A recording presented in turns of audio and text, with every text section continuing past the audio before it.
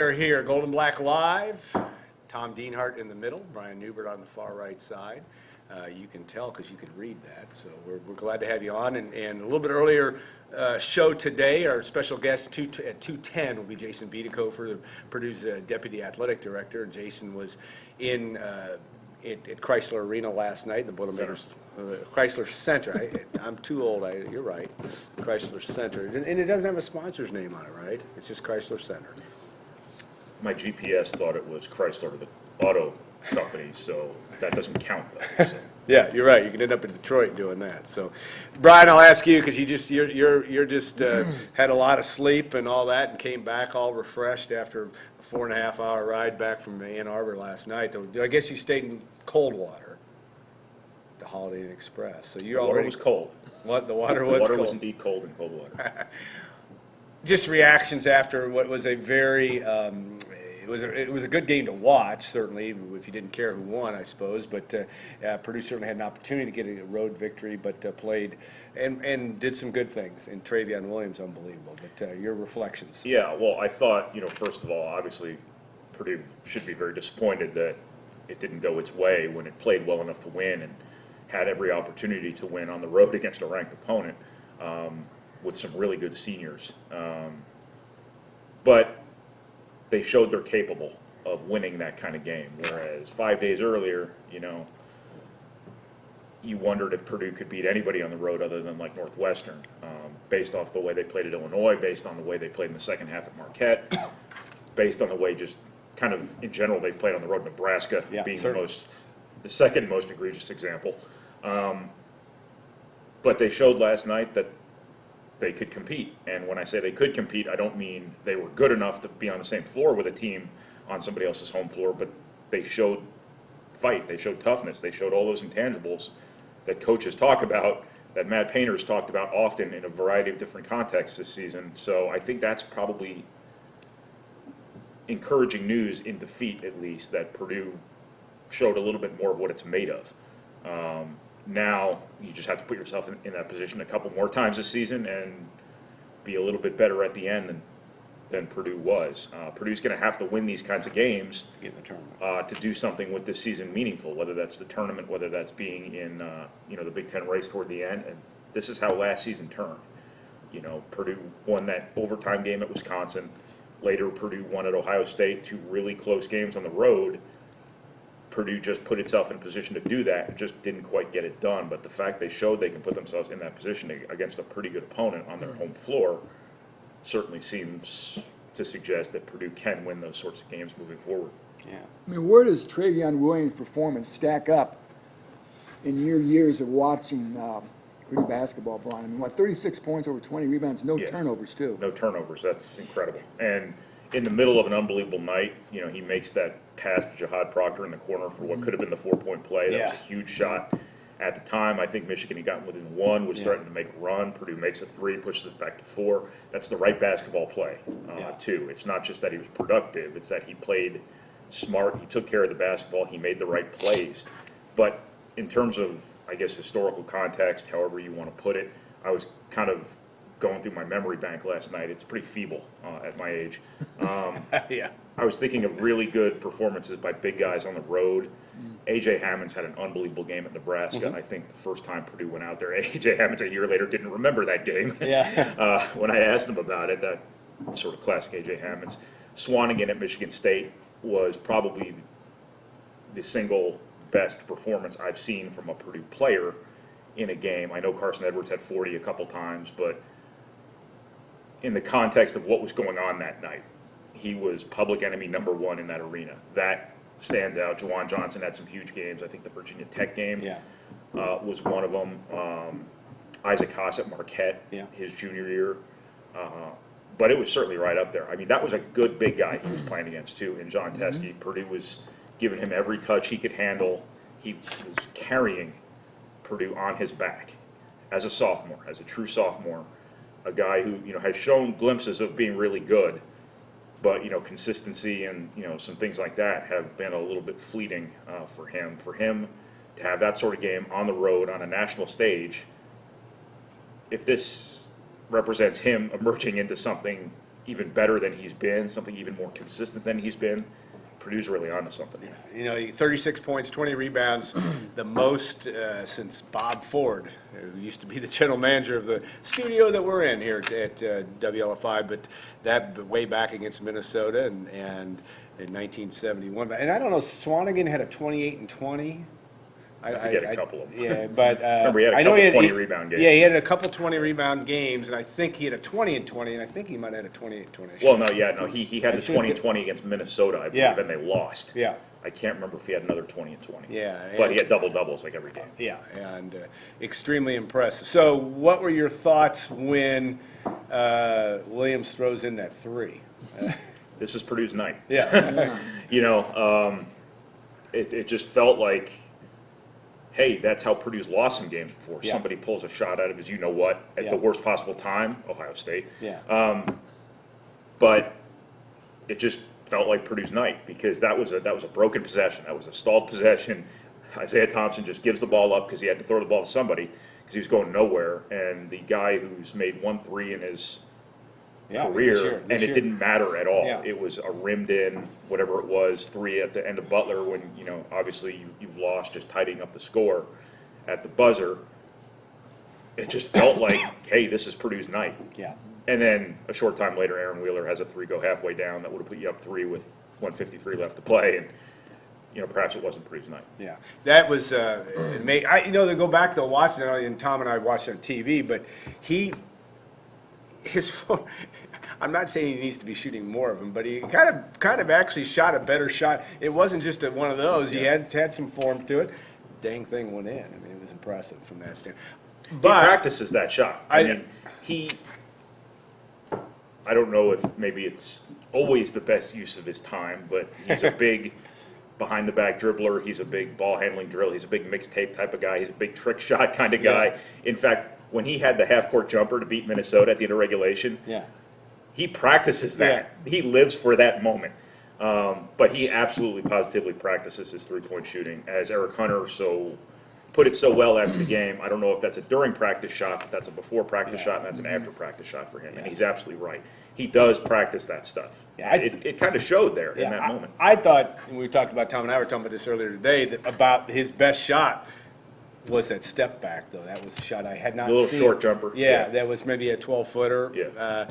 Because I thought Teskey at times was pushing him out a little bit, and he'd had some troubles with that in certain games this year, and he just absolutely figured out ways to score in any situation. And it was absolutely one of the best performances I've seen of a Purdue big guy at any point in time. Matt Harms, we don't know the situation yet as far as what his status will be for Sunday. Not a physician, so I don't even want to. I know he looked like a hip injury of some kind, whether it was enough to keep him out in the second half. But talk about what that meant. You know, it seems to me that it caused Purdue's defense to be a little compromised down the stretch. Yeah, Purdue really struggled to keep the ball in front of it at the end of regulation and in the 2 overtimes, and that is where you feel Matt Harms' absence the most. His ability to cover ball screens, his ability to protect the rim, his ability to just move and take up space with his length is a critical, non-negotiable piece to Purdue's ability to defend the dribble. And you really missed him there. It's really hard to say, you know, if Purdue has Matt Harms in at the end, do they win? I think defensively, they're good enough to win. They're much better than they were. But the hypothetical of, well, if Matt Harms is in there, does Travion Williams get 36? You don't know that because he might not get the same touches. The spacing might be different. The matchups might be different at times. You just don't know. But defensively, that is where you really feel Matt Harms lost. Travion Williams has got better as a defensive player in that ball screen defense sort of thing, but he's got a long way to go and Matt Harms is elite at that. And not to mention the fact Travion Williams is playing probably minute 38, 39 around that point in time too. Yeah. You know, so to say, you know, Purdue wasn't very good guarding ball screens at that stage of the game, you know, is a little bit of a misnomer because he was so good in every other aspect. And he did it when Purdue needed it most. He did it against a good big guy. And he very nearly carried Purdue to a win. So saying Purdue struggled defensively because Travion Williams was in there is a little bit disingenuous to the story of the game. Isaiah Thompson, Brian, I mean, is this sort of a coming of age for him, you think, for the youngster? Had a nice ball game last night. Talk about that and maybe his role moving forward here with Michigan State up next on Sunday in Mackey Arena. Yeah, I mean, obviously, he's had some really nice moments this season. Kind of felt like Purdue caught lightning in a bottle there for a few minutes. I think he had 12 of his 14 in that 6-minute span. Just looked really confident, looked really under control, made shots, made free throws. That's not easy for freshmen to do, no matter how good a free throw shooter they are on the road in the Big Ten against a really good team, going head-to-head against a really good senior point guard. Just a really good performance for him. And the thing about him is, again, if this represents him becoming something a little bit more than he's been for Purdue so far, Purdue doesn't have great offensive playmakers in its backcourt. Eric Hunter does some positive things here and there, but he's not a dynamic athlete. He's not particularly quick. He's not particularly fast.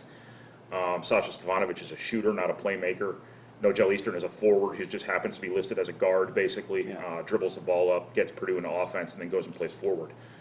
Purdue doesn't have great playmakers. Jihad Proctor obviously can score a little bit, but he's not, again, not a dynamic guy from an athleticism perspective, quickness.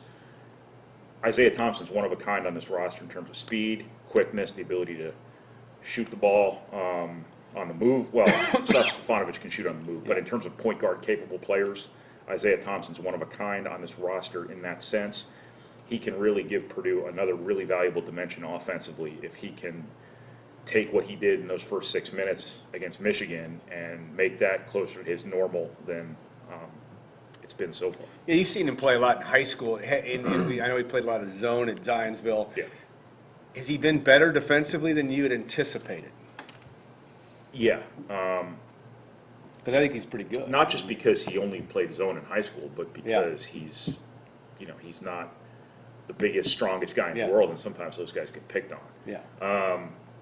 But he's been really good. I know it's been probably a pretty significant adjustment for him, having to not only defend at the college level, but defend the way Purdue demands its point guards to defend. It's not a standard deal. They have to pick up the ball 94 feet. That affects the way you think on offense, too, because you have to be in position to do it. Obviously, it tests your conditioning. Obviously, it tests your effort. I think that's been something where they've had to harp on him quite a bit to play as hard as you can all the time, because these guys, they don't have to do that in high school because they're so much better than everybody else. Really, these guys don't have to guard, period, in a lot of cases. Now, not only do you have to guard like you've never guarded before, but you have to do it at maximum effort level for much longer than you've ever had to do it before in your life. People sometimes don't understand how difficult it is for freshmen at this level. It is really difficult. It's an entirely different game, and there's always going to be a process involved. The guys who are really successful right away, they are the exception, not the rule. But back to your question about Isaiah Thompson, again, if this was some sort of coming of age for him, that's going to make Purdue a lot better because they could really use the element that he could conceivably provide. It's always big when Michigan State comes to town. Excuse me. I mean, how important is this, Brian? You've lost 2 in a row. Here come the Spartans. I think Purdue goes to Maryland. Then they've got, I think, Wisconsin and Illinois. Yeah. Just talk All the about, way around, but yeah. I talk about the sense of urgency on Sunday. Yeah, I mean, obviously you should always have a sense of urgency when you're playing Michigan State at home. I think it's probably not ideal that you played a double overtime game and your 270-pound center played 43 and a half minutes 4 days before you play Michigan State, and your other guy got hurt. But obviously Purdue's been a different team at home. Obviously Mackey Arena will be lively on Sunday. If everybody wakes up. If everybody noon wakes start. up, I might not wake up. I don't know. Yeah, I'm worried. I never know. Anyway,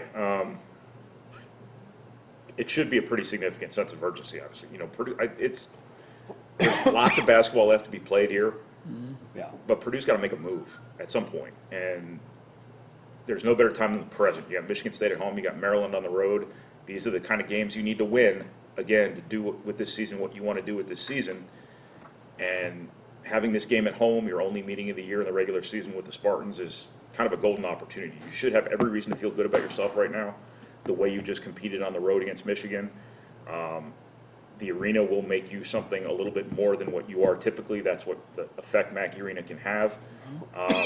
You have to stay in front of Cassius Winston. I mean, obviously, good. He was great last obviously, night. it's easier said than done. You don't just say, okay, we're playing this game at home, we're going to win. Obviously, Michigan State is the gold standard in college basketball for effort, for toughness, and they just happen to have the best guard, arguably, in college basketball too. So, but it's a great opportunity for Purdue to get at least one of the sorts of wins that they have to get from here on out. And they played well enough last night to get one, and they should have some reason to be confident and energized going into this. If they wouldn't have been already, which they should have been. Yeah, 8th-ranked Michigan State comes calling, and yes, it will be a big game. Purdue does not return a trip to East Lansing, I don't believe, in the conference. But yeah, it's funny, and they were talking about that last night.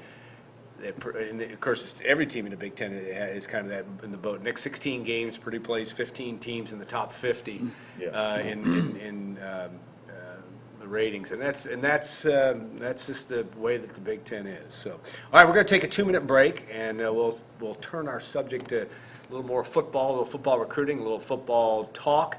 There'll be plenty of that, and then Jason Biedekofer will join us in segment 3. I want to thank our sponsors also, Hilton Garden Inn and Triple X, on the hill but on the level, of Purdue tradition since 1929, and State Farm agent Trent Johnson at trentismyagent.com. So we appreciate all their business. Our 10th year of doing this show, and we appreciate everybody that's been a part of it for that time. So we'll take a 2-minute break, and we'll see you in segment 2 of Gold and Black Live.